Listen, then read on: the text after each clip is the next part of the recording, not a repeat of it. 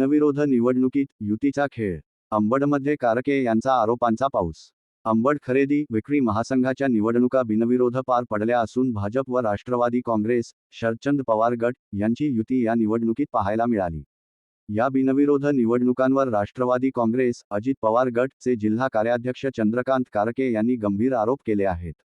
पत्रकार परिषदेत बोलताना चंद्रकांत कारके यांनी या निवडणूक प्रक्रियेवर आक्षेप घेत पारदर्शकतेचा अभाव असल्याचा आरोप केला असून यामागे राजकीय दबाव व अपप्रवृत्ती असल्याचा दावा केला आहे. या प्रकरणामुळे अंबडच्या राजकीय वर्तुळात चर्चा रंगली आहे.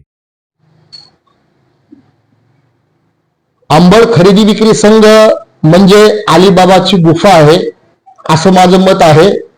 आपण जर बघितलं खरेदी विक्री संघामध्ये ज्या निवडणुका बिनविरोध झाल्या त्या खऱ्या अर्थानं लोकशाहीसाठी घातक आहेत.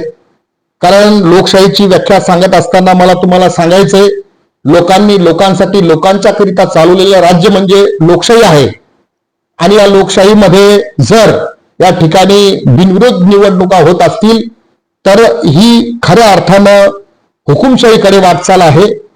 आपण जरा बारकाईने जर लक्ष घेतलं तर अंबड नगर परिषदची निवडणूक झाली, त्यामध्ये शरदचंद्र पवार गटाचे नेते राजेश भैया टोपे साहेब आणि भाजपाचे आमच्या मित्र पक्षाचे आमदार या ठिकाणी नारायणजी कुचे साहेब हे एकमेकांना कशा पद्धतीने बोलले हे अंबडची जनता आणि जिल्ह्यातील जनता ओळखत आहे. हा विचारात घेता या ठिकाणी कशा पद्धतीनं प्रचार झाले हे आपण सर्वांनी जाणलेलं आहे आणि सगळ्यांनी बघितलेले देखील आहे.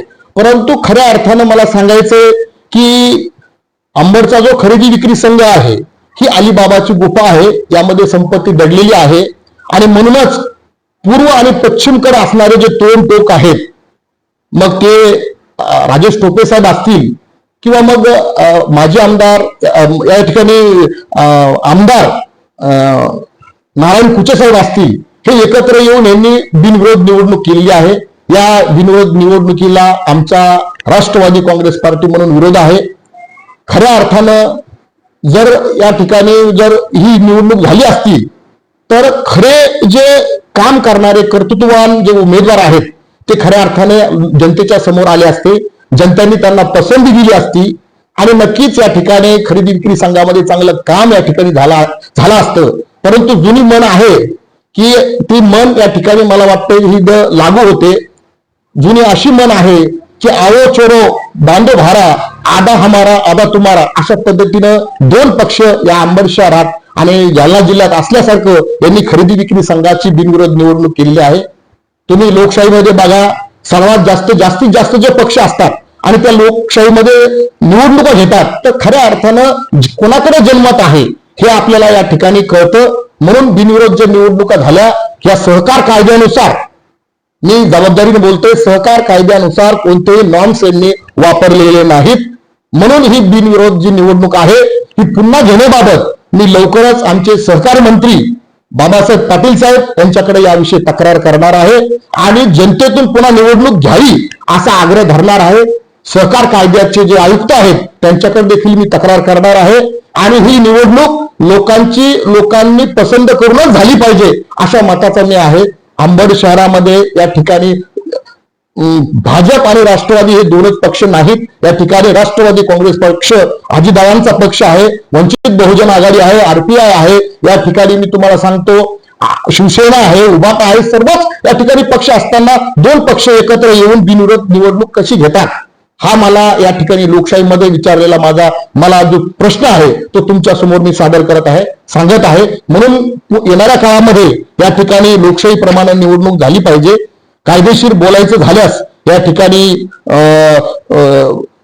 लोकशाही सहकार कायद्यानुसार बिनविरोध निवडणूक घेणं म्हणजे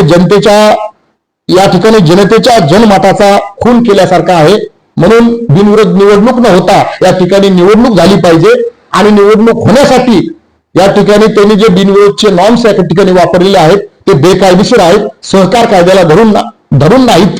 म्हणून या ठिकाणी पुन्हा एकदा या ठिकाणी खरेदी विक्री संघाची निवडणूक घ्यावी. मी जबाबदारीने बोलतोय की खरेदी विक्री संघ अंबडचा जो आहे तो अलिबाबाची गुफा आहे. इथं फार मोठी संपत्ती दडलेली आहे आणि हे दोनच पक्ष जर एकत्रित असतील तर मला वाटतंय आम्ही देखील सत्तेमध्ये, राष्ट्रवादी काँग्रेस पार्टी आम्ही देखील सत्तेमध्ये आहोत. अजितदादा अर्थमंत्री आहेत आणि आमचे सहकार मंत्री बाबासाहेब पाटील हे आमचे सहकार मंत्री आहेत.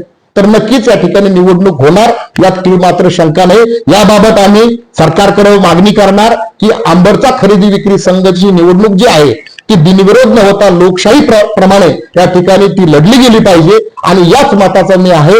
जर या ठिकाणी सरकारच्या माध्यमातून देखील जर याची दखल जर घेतली नाही तर आम्ही जनहित याचिका कोर्टामध्ये, हायकोर्टामध्ये दाखल करणार. जेव्हा निवडणूक जाहीर झाली तेव्हा आमचे शहराचे शहराध्यक्ष नाजिम शेख हे माझ्यासोबत होते आणि या ठिकाणी फॉर्म देखील आणले होते. हे फॉर्म आहेत, त्याच्या रितसर हे फॉर्म आहेत.